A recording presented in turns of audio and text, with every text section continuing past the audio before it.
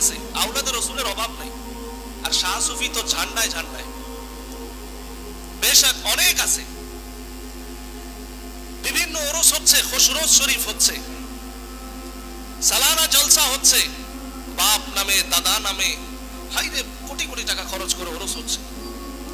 এই রমজানুল মুবারক গেল, প্রথম থেকে যদি ধরি আমরা, খাতুনে জান্নাত মা ফাতেমাতুজ জাহরা সালামুল্লাহি আলাইহা তেসরা রমজানে দুনিয়ার ধরাধম ছেড়ে আমাদের এতিম করলেন। আজও পর্যন্ত তরিকা তাসাউফের এতগুলো দরবার একযোগে যদি বাংলাদেশে ওরস করত, বাংলাদেশে একযোগে যদি মাহফিল করত, খাতুনে জান্নাতের ঝান্ডা কি আর আমাদের বাড়তি করে বলা লাগতো?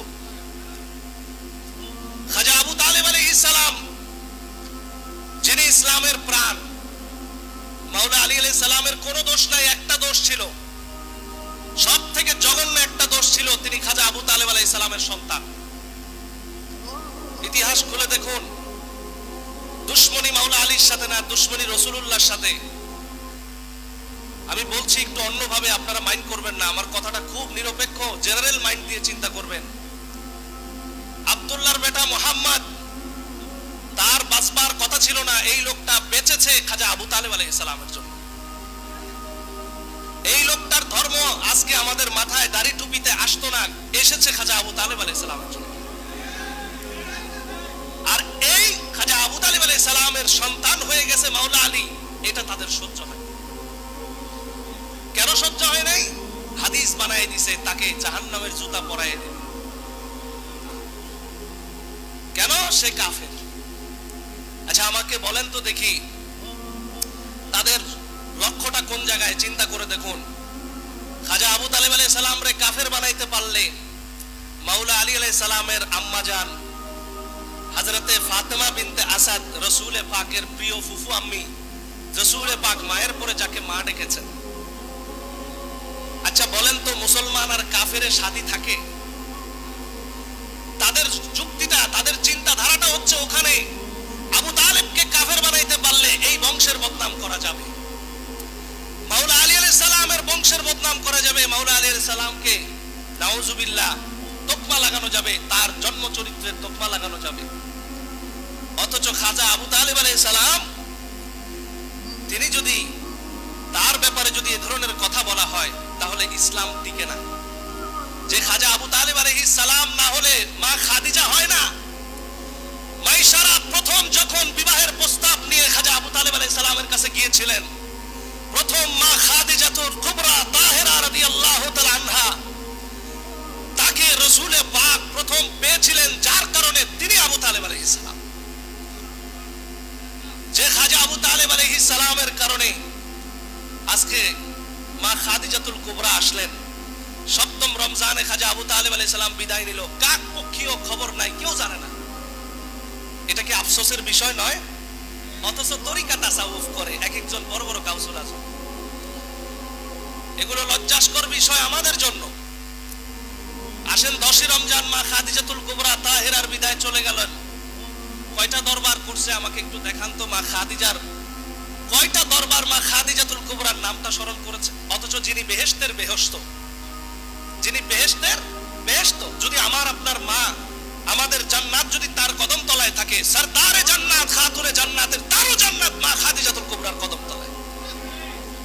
কিন্তু একটা হুজুর, একজন মোল্লা, একজন শাহ সুফি দেখলাম না যে তার গুণগান করছে।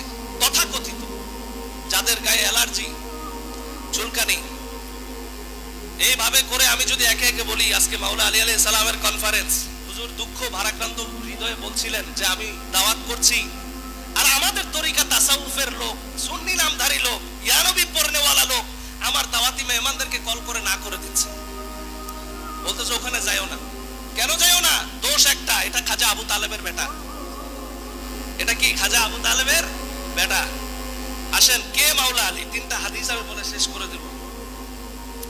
মুসনাদে আহমদ ইবনে হাম্বল, এই হাদিস শরীফ মুসনাদে আহমদ বিন হাম্বলে এসেছে, ইবনে হিব্বান সহিহ ইবনে হিব্বানে এসেছে, আত-তাহযীব হাদিস শরীফ এসেছে।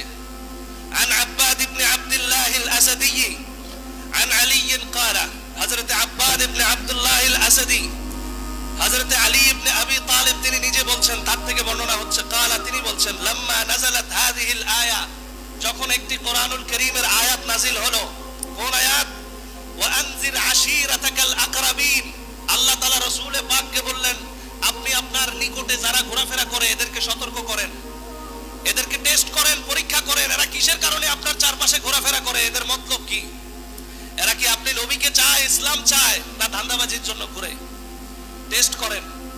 রাসূলে পাকের প্রতি এই হাদিস সহিহুল ইসনাদ, এই আয়াত যখন নাজিল হয়, রাসূলে পাক কি করলেন? জামাআন নবী সাল্লাল্লাহু আলাইহি ওয়া আলিহি ওয়া সাল্লামা মিন আহলি বাইতিহি ফাজতামা 30 জন ব্যক্তিকে আল্লাহর হাবিব জমায়েত করলেন। ফাআকালু ওয়া শারাবু, তাদেরকে খানাপিনা করালেন, তারা খাইলেন এবং পান করলেন। ক্বালা, রাসূলে পাক সাল্লাল্লাহু আলাইহি ওয়া আলিহি ওয়া সাল্লাম তাদেরকে বললেন, ফাকালা লাহুম মান ইয়াদমানু আন্নী দাইনি ওয়া মাওয়াইদি, তোমাদের মধ্যে কি এমন কি কেউ আছো আমার ঋণ এবং আমার ওয়াদা সমূহকে তোমরা পূরণ করবা, জামিনদার হবা? আমি রাসূলে পাকের পরে এমন কি কেউ আছো?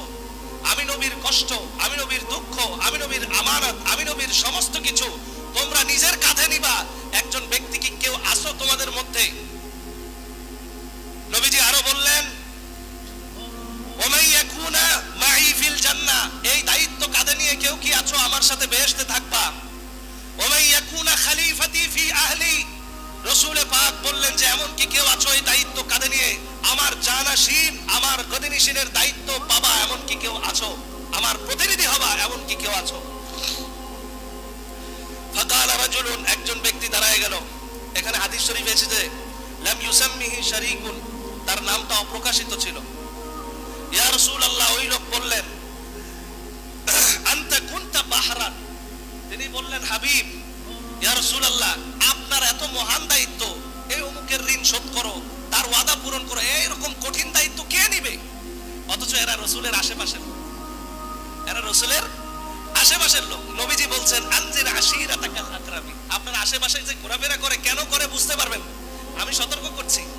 নবীজি যখন বললেন, কে আছো আমার সাথে বেহেশতে থাকতে চাও, কে আছো আমার প্রতিনিধি হতে চাও? নবীর প্রতিনিধি হতে গেলে দাঁত ভাঙতে হবে, মাথায় কোপ খেতে হবে, মসজিদে নামাজরত অবস্থায় শহীদ হতে হবে, নুরুল ইসলাম ফারুকী রহমাতুল্লাহ আলাইহির মতো হাজারো সুন্নিয়তের খেদমত করার পরও শিয়া তকমা লাগতে হবে।